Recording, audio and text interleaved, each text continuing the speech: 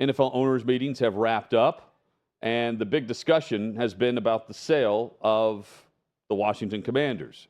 It wasn't on the docket. NFL owners are confirming that. But what has also been confirmed is the NFL, and specifically Washington and Dan Snyder, have received an offer of the asking price of around $6 billion from Josh Harris, who has put a group together that includes Magic Johnson. And Harris is the owner of the Philadelphia 76ers and the New Jersey Devils. He's from the D.C. area. He has the formal bid submitted to the Commanders. Arthur Blank said something interesting, Chad, on this yesterday, where he was asked about, you guys reportedly weren't going to discuss this. It's got to come through the league. It's coming out during the league meeting. What do you make of it? And Arthur Blank, owner of the Falcons, responded by saying he's on the finance committee for the owners of 32 owners. I would say you know about as much as the league owners do. That from an owner to a media member. And the quote continues, and that's very rarely the case.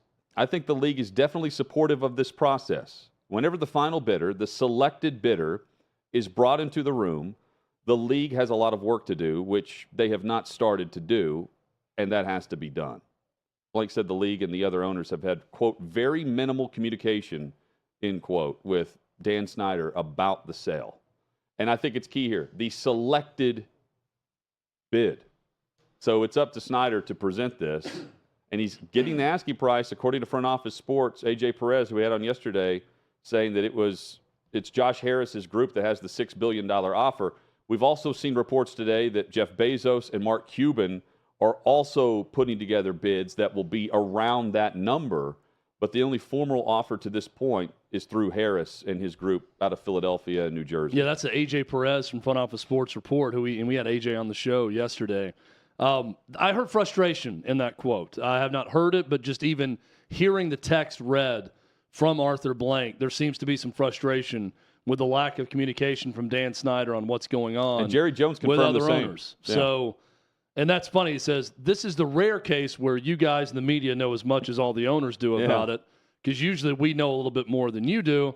And I'm sure that Arthur Blank and the other 31 owners prefer it that way, where they're more in the know than the media, and this is a case where that's not the case. I think so. I'm sure there's frustration for that. I think too. Angle. They just want to wash their hands of Daniel Snyder. So they're like, hey, if we step back and he gets what he wants, and he submits the selected bidder for who he wants to sell the team to, then we'll do the background checks. Harris, though, has been a part of the discussion with the league prior to just with Washington.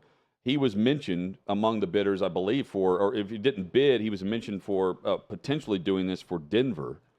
And the assumption would be, if he doesn't get this, Seattle's next in a year and a half or so. Point being, I think the league is doing this behind the scenes. They know among the bidders who they would select and who they won't. And, I mean, Cuban's name is being mentioned late here, but I think if Josh Harris, based on the bid that has already been formally put together. And honestly, he raised it. He went up to the asking price for Dan Snyder. And honestly, who cares if you're the owner?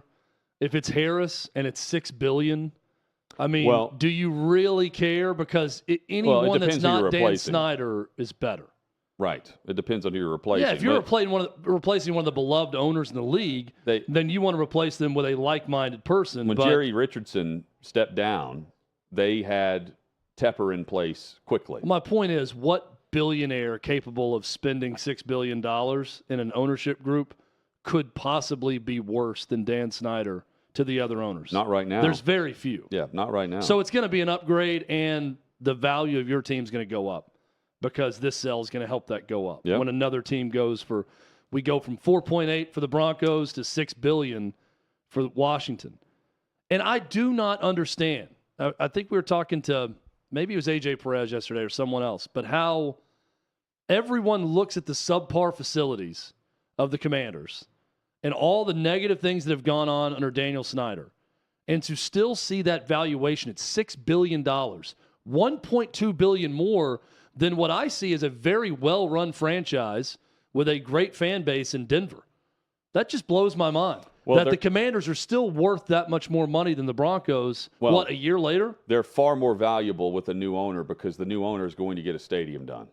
And then you're going to be hosting these massive events there, and chances are, based on the financing of that, it's going to be far better financially for that particular owner because he'll own everything that's going to be inside the stadium. Titans are building the dome here, and everything within the structure of the dome, the Titans will receive. But, I mean, you buy a house. You're buying the Broncos. You're buying a pretty complete house. There's not a lot of renovations that need to be done to it. When you buy a house that needs a ton of work done, you typically spend less because you know you're going to have to put an influx of cash in to get the house that you want. This is a situation in Landover, Maryland, where they're going to have to put a lot of money in. Well, even if they cut a sweetheart deal for a new stadium and all of that, which they will, the new ownership group, they're going to have to spend for all the facilities around that team. So the economics of it, they don't make a ton of sense to me, other than just to say, if you just came in and said, well, the next one's going to go for $7 billion no matter who it is.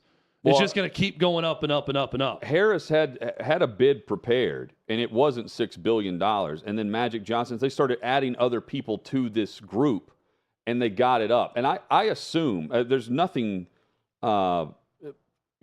stated or reported on this. But, I mean, to me, behind the scenes, the owners had to be saying, like, look, Josh Harris, you want this? Put a group together that's going to give him what he wants so we can get him out. You're in. Add some more names to the pot, get it up to $6 billion, and you still own the vast majority of the franchise anyway as part of the ownership group. I'm not saying that happened. That makes sense, though, because he's probably putting forth the same amount of money. He just has more people there to donate to the cause to get it sold to him and not to another group. That's the way I view that. But, again, maybe it's Josh Harris saying, I really want to own an NFL franchise in my hometown. The price just doesn't make a lot of sense to me, given all the things that need to be done and all the extra money that will be spent on top of it once they get it. Well, keep in mind, how much is the Cowboys worth? You know what I mean? Yeah, well, the Cowboys, you got no need for a stadium, no need for any other facilities. Right. Like, you're getting all of that when you buy the franchise. So that's the finished product I'm talking about. This is a renovation project. That's going for $1.2 billion more than the Broncos, who are in way better shape right now. It's a rebuild. You're going to get a brand new stadium out of it, and you're also going to have a lot of power based on. But you're spending something for that stadium. Yeah, you're spending $6 billion, but you have to reach a certain minimum threshold financially to even be an owner in the league annually. Yeah, but do you not understand what I'm saying about the difference in franchises?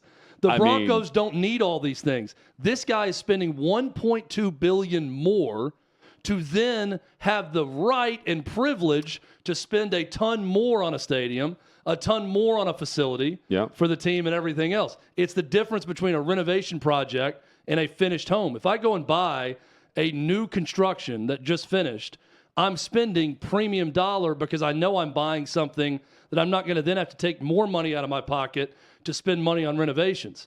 This guy is spending $1.2 billion more than the Broncos that didn't do anything. Jeff Bezos wants it. Mark Cuban wants it. Yes, but there's a real estate mogul in Canada that's also put together money. Some economist is going to have to explain this to me because I don't get that. The economist will point to if the billionaires are willing to spend the billions. To me, you're talking about a guy, too, that owns the 76ers and the Devils, and he's willing to pay $6 billion for an NFL franchise. No, I get it. Like, there's people that are willing to buy it. That's the price. My point is, how is this $1.2 billion more than the Broncos? I don't understand that part of it. Because Dan Snyder wanted $6 billion. That's why.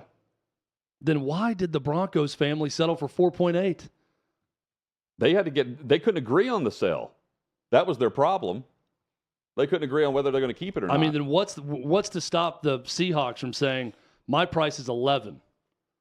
Well, but someone going to put enough billionaires together to buy one? No, because they can't afford to keep the franchise based on the amount of money it's going to take to meet the minimum threshold for owners once all the money in the estate goes to charity, which is what Paul Allen has dedicated the vast majority of his wealth to. But if I'm the Harrises, can I come back and say, no, your franchise is worth 4.2 and the owners are going to force you to sell anyways? So you can take this or not. But I don't think the owners are going to force him to sell. They don't even know about the sell yet. They're saying that publicly. It doesn't seem like Dan Snyder would sell unless he had some sort of inclination that this investigation and other things around him are forcing him to sell. He went from very adamant about never selling the team to trying to sell the team quickly, and it all circled around this investigation. So I do think that he is being forced out one way or the other. Well, forced out, but also under his terms. There's a reason why Jeff Bezos isn't going to get the franchise. Yeah, I'm just asking the questions. These are the questions that I would have. And I think my house example is pretty damn good about it. That's what I don't get from the simple economics of it. I understand things are worth what you would spend for them or what someone will. But it's amazing to me that Daniel Snyder's able to dictate, I want $6 billion and that's it, and not someone can't come back and say, no, it's not worth that. The Broncos are better off right now. They went for 4.8, so here's your market. And then Snyder is going to get forced out anyway. It's confusing to me.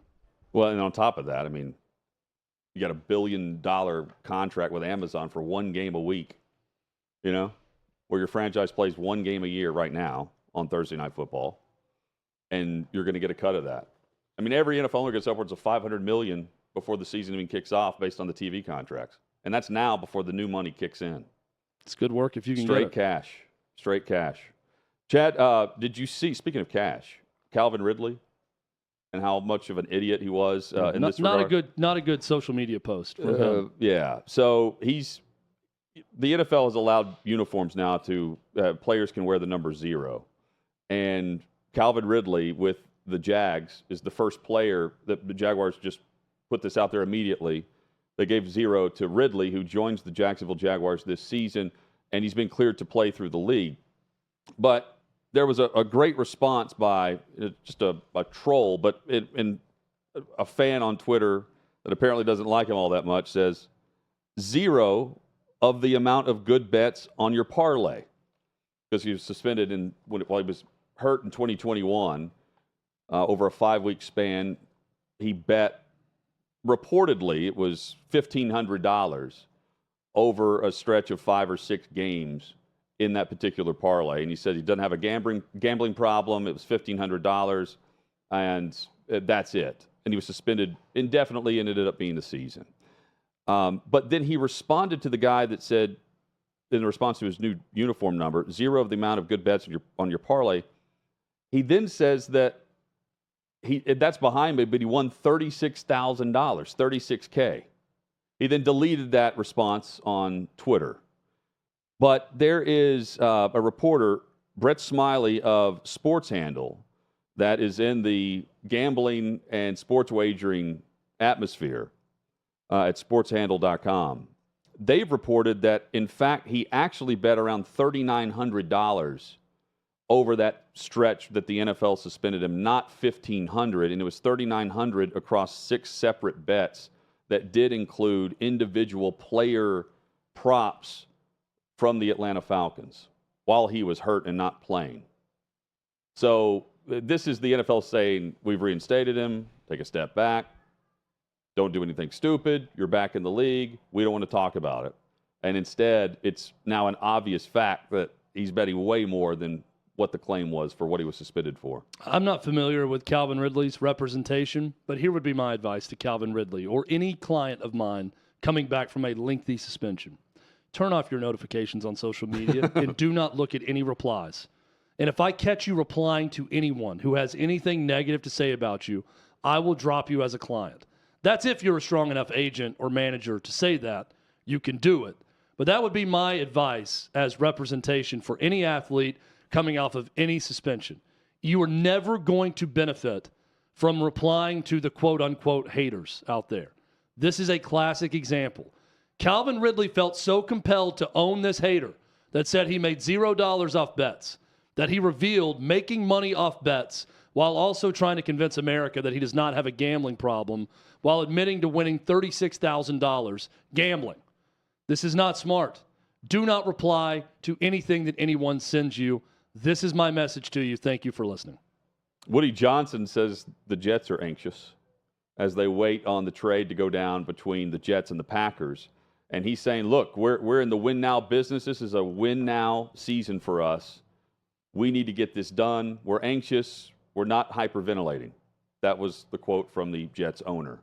As we await to see if the Packers are going to accept the Jets offer, which seems to be a second-rounder, not a first-rounder. Pretty soon, I think that the Packers could get $6 billion like Daniel Snyder could for Aaron Rodgers for a year or two. Crazy. That's the level of desperation right now for the Jets in this situation. Packers not getting that first-rounder And this year, which is 13 I overall. continue to argue the Packers are in a great spot where they can kind of sit back and demand what they're going to demand and make the Jets come to them because they know full well it is out there for the world to see. Aaron Rodgers wants to be traded to the Jets. You badly thirst after Aaron Rodgers. So give me the picks. Bring me all the picks. That's what I want. That's the cost. Do that, and you can get your guy. Jets are holding firm so far. And Woody Johnson says, yes, we're anxious.